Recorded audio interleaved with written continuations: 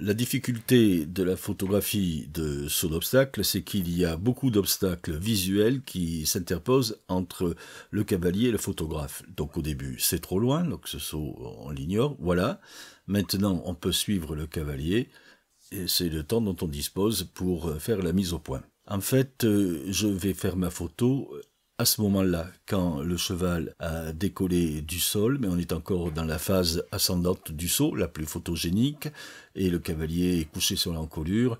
En principe, là, la tête du cheval et celle du cavalier sont nettes.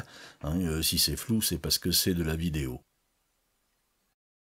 Voilà ce que ça donne avec le D850. Je choisis l'AF dynamique 9 points, avec le collimateur le plus en haut, ce qui fait qu'en fait je n'ai que 6 points. Je ne commence à suivre mon sujet qu'à la fin du premier saut. Voilà, là j'appuie à mi-course. Je m'applique à suivre mon sujet tout en veillant à voir bien le pied de l'obstacle. Et là, je déclenche.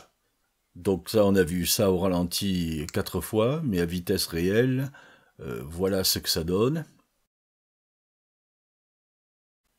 Je me prépare, j'appuie à mi-course et je déclenche. Ça dure 3 secondes et demie. Bon, c'est suffisant pour l'AF dynamique 9 points. Pour un suivi du visage, ça marche pas. Je pense que l'appareil, d'une part, a du mal à reconnaître le visage qui est tout petit, et puis il n'a pas le temps vraiment de s'ajuster dessus.